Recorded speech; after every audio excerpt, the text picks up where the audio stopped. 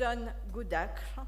John Goodacre is professor in computer architecture at the University of Manchester, director of technology and systems at ARM, and co-founder and chief scientific officer at Kaleao. In his career, he realized the first scalable commodity telephony platform, introduced the first real-time collaboration tools shipped in Microsoft Exchange 2000, designed and introduced the ARM MPCore processor and associated technologies. His roles extend across both academic and industrial research, focused around web-scale servers, exascale efficient systems, and ubiquitous computing. He therefore has a unique hardware and software background with experience from embedded to the largest of big data and HPC systems. He sits on various advisory boards on both national and European level, and he is a frequent conference speaker. Welcome.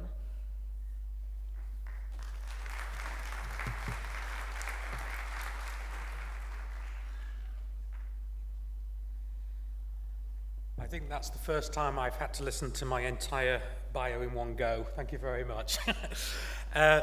So yes, well, here's the machine.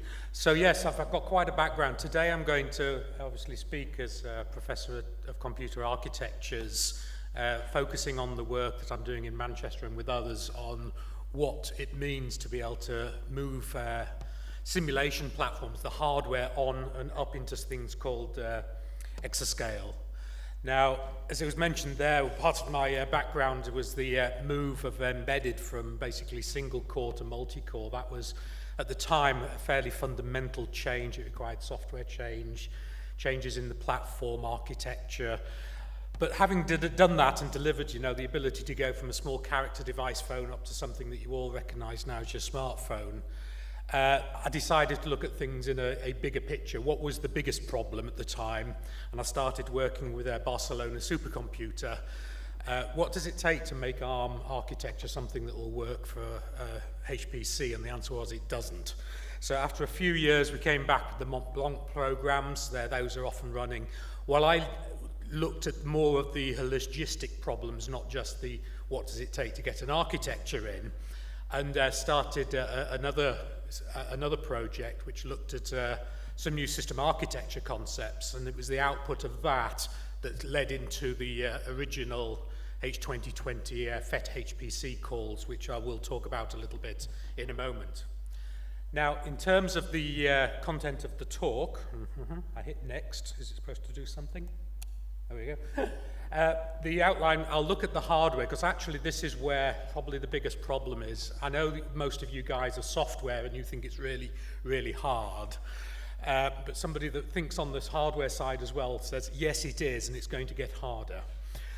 Because unfortunately, the physical characteristics of the universe are coming into play now, and I'll cover a few of those I don't think in one of my slides I say the end of Moore's, but you get the general idea when we start looking at that. The EuroExa program or project is the suite of projects. There's a workshop here for this afternoon and tomorrow morning where a lot more details will be shared about this. Obviously, I'll cover a little bit of the outline concepts and objectives on the areas of work to show you that actually there may well be some implications to software moving forwards. So, yes, there's memory-bound applications, but if we think about compute in its main form, the central thing to most compute is the multiply accumulate, okay? It's your matrix thing. It's the thing that gets a lot of work done. Now, if all we do is look at what the state of the art in silicon today is for those, they run at about 2 gigahertz. They take about 10 picojoules today. You'd need basically 250 million of them to reach exascale. By the time you do get up to exascale, obviously the 10 millijoules might have reduced a little bit, but you're basically talking 2.5 megawatts to do exascale if you look just at what is required in compute. Easy. Why was there such a thing as an exascale challenge posed to the whole world? Well, the problem is you need to tell that little bit of a maths unit, what to do and how to do it and when to do it. The von Neumann model was probably something from the 40s and 50s. It hasn't really changed in what a computer looks like, and this is probably how all of you think of your computer. You have your control unit, the thing that is actually going to execute the sequence of instructions that tells you what operations you would like to do next. You've got a memory unit to store your intermediate values in, and an input-output to feed the data in and feed the data out. So basically, you've got your arithmetic max in the middle there and a whole lot of stuff around it. How much? Let's have a look. So in a very simple scenario, you need to start looking at the yellow bit that gets the instruction sequence in your control unit. You need the blue and green bit to work out how to move data in and out of your unit. You need a bit of extra capability to actually jump your machine pointer around, and eventually hidden in the red bit is a Mac. Okay, clearly quite a lot of overhead just for a very simple multiply accumulate. So the basic essence which everybody has now in pretty much all of the architectures, whether it's a GPU, a cell processor, or an Intel processor, is you add more Macs for the amount of overhead you have on top of your von Neumann model. So let's take a state of the art of that. Let's look at the Skylake. It has two 512-bit registers which theoretically can now deliver 64 gigaflops per core. Okay, that's the number of operations that it can do per cycle. Silicon scaling, like lovely Moore's law of trajectory, says you can then have 28 of those today on a piece of silicon, giving you around 1.8 teraflops theoretically. So, you know, you're theoretical now. 500,000 of those devices will give you your exascale in 100 megawatts. It's still not that big a problem to halve that and make it something that can be delivered into a data center. There's 60, 80 megawatt data centers quite frequently placed around the world today. But we just said that just the max is around 2 to 5 megawatts. So what's the problem? Well, that's the overhead of working out what to do next. Okay, so you've got a significant overhead in your fact that you want a program counter and the ability to move data in and out of your compute units or your Macs to do with that. But it doesn't stop there, it gets worse. So remember the memory units at the bottom of those arithmetic units? A lot of your codes typically require 1 byte to pass over that boundary between the compute and your memory for every operation you do. And there's some nice papers that sort of show this for various applications. What does that mean? Well, it means that how much memory bandwidth can I put on that 1.8 teraflops? And the answer is today around 80 gigabytes, which means you can only really get 80 gigaflops out of one of your cores, theoretically. Obviously, that 20% utilization, I'm sure a lot of you will agree, is actually quite a good goal to get out of your processor. So, in essence, you would need 5 times as many chips, and now your power problem is getting quite real. We're now starting to talk the sort of the power of the half of a big city plus half the surrounding neighborhoods. But of course, you also need to actually have memories on these. So you're just running your memory is going to add another 100 and something megawatts to your problem. And that's only putting the minimum capacity of memory on your device, not even making it useful. Okay, so things have got worse by that memory unit. Let's look at the I/O units. This is where the game really gets interesting, because basically the cost of moving an exabyte of data every 5 millimeters on an electric conductor is around 5 megawatts. Okay, so think about your circuit board, think how far away your memory is, how far your connector is. 5 megawatts for every 5 millimeters. Now we've really got problems. And if you want to jump off the actual board and start jumping to that memory or to across wires, we're up into the gigawatts.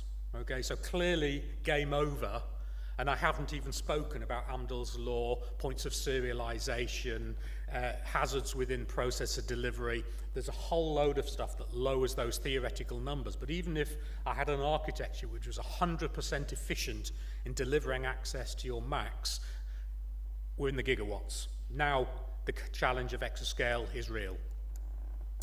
So what we had following on those first set of projects where I investigated a big problem, I came up with an architecture.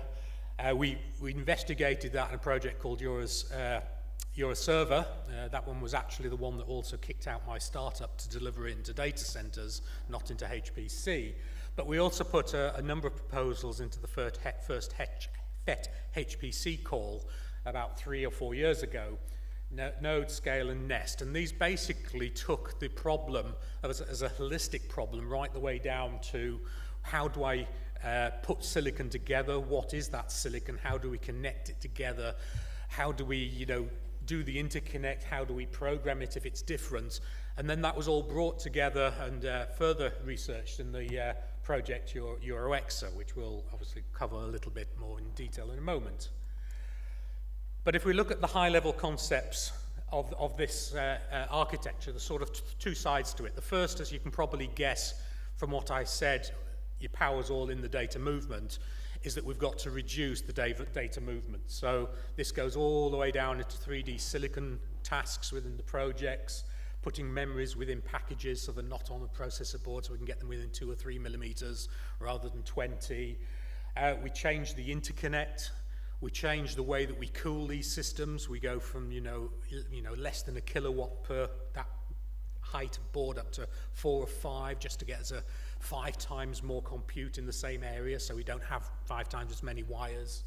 And then the other part is that storage. I know most of you love the idea that on average every thread will get to the storage at about the same time, but that's a very long wire today, and if you're moving petabytes of data, you're up into many, many megawatts. You blow your exascale budget just in talking to your storage unit. Okay, so that had to change. And that was just the start of it. We then obviously looked at what was my concept on what comes after multicores that communicate. And we looked at a thing called a compute unit. We worked out how to actually use the direct link level of that to unify the memory. So in other words, rather than von Neumann having a memory unit and an I/O unit, we sort of merged that a little bit. So memory is a device now. So you can actually natively go memory transactions across your interconnect. And then finally, that von Neumann bit that I described, that 5-fold overhead for working out what to do next, can that be reduced? And the approach for that at the moment is looking at an FPGA, because that actually has some fairly significant capabilities to get rid of that, much of that overhead. Let's look at the hybrid network topology, for want of a better name. Sort of the key aspect of this, as I said, is keeping cables short. The speed of light is about, to travel 1 meter, is about 3.3 nanoseconds. That's basically 3 instructions, so 3 of your Macs sit idle while you communicate 1 meter. Okay, knock that up to 100 meters, you're now pushing in points of serialization, which will stop you scaling due to AMDALs at 100 or so points of core. So you're really hitting problems just on the speed of light. The reason it says 5 is the photon actually bounces around the wire, and it actually runs at only 0.66 times the speed of light. Electricity.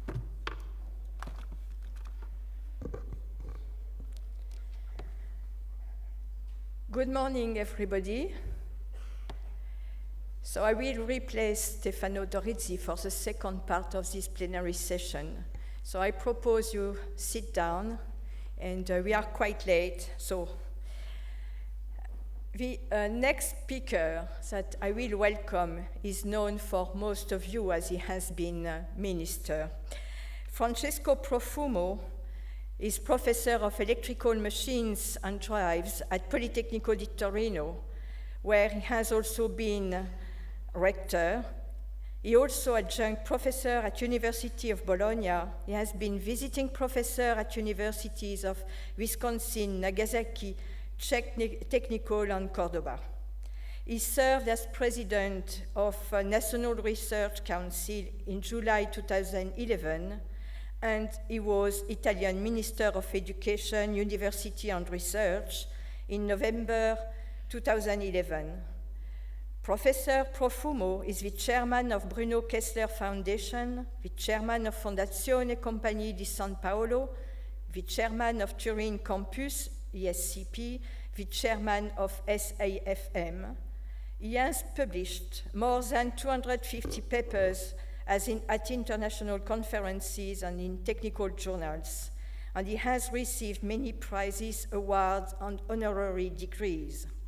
He has served as chairman and board member for a number of important companies, including Iran Group, UniCredit Private Bank, Il Sole 24 Hours, Fidia, Telecom, and Pirelli. He is member of Academia European Physics and Engineering section and a member of the Accademia delle Scienze. Mr. Minister, please.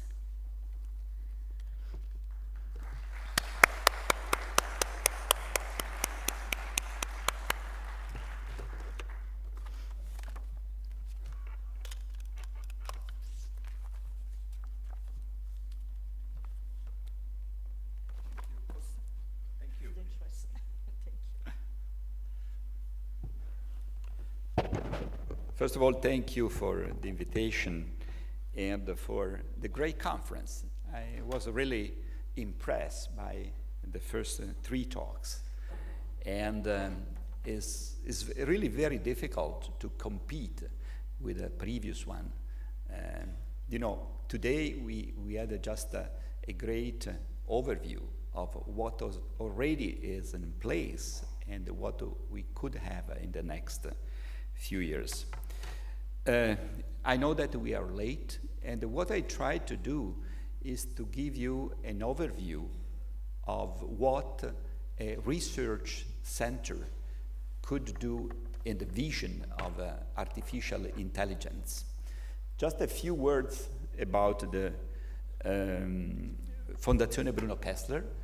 Is located in Trento, and it was set up in 1962 with a visionary long plan of Bruno Kessler, that he was at that time the president of the province, and it was set as Istituto Trentino di Cultura.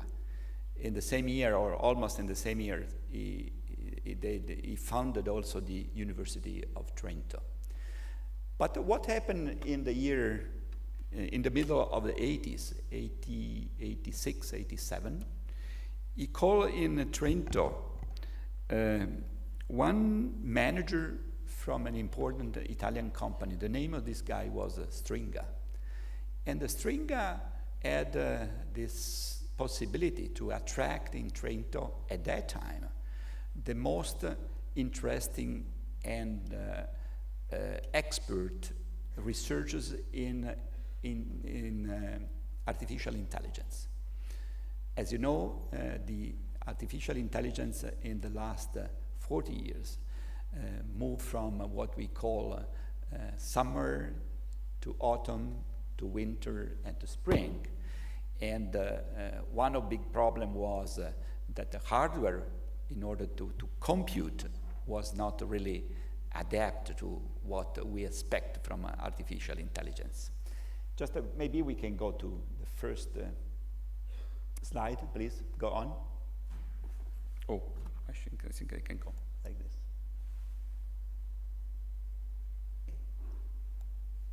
Okay. Yes. The center is today with around 500 researchers, and we have 7 institutes on that. One of the particularity is that we have 3 institutes that are in the humanities and 4 in technical and technological and science. And the idea that we had was to start one strategic plan where artificial intelligence could be interpreted in an holistic way, in the sense to merge the technical part and the social part. This is what not really easy, but this is what we try to do. And then what we decided to do was a long-term strategic plan, 10 years. The reason is that maybe you know that since the year 2021, we will start the 9 framework program of European Commission. And this is really a revolutionary work program, and most of the attractive things inside this program could be a part of the strategic plan of the Fondazione Bruno Kessler. Where we started? We started from this point. Today we have three, as you can see, three institutes that we call in the innovation and in the social and cultural innovation, where the three centers, the three institutes, what they do. One is in the ethic theme, ethic research. Mainly is what we call Istituto for Religious Study. The second one is related to memory, and the name is Institute for Historical Relation between Italy and Germany. And the last one is a quite interesting institute that is for the evaluation of the public policy. In the other side, completely separate, also in the location, we have three institutes. One is related to the sensor, produce a sensor. The second one is related to mobile communication network. And the third one is related to platform. Then try to put together this expertise that we have, and the quality of our researchers is very good. Just to give you an idea, the capability in terms of acquiring project in Europe is in terms of success rate almost double in comparison to the average in Europe. Then the idea is to really work from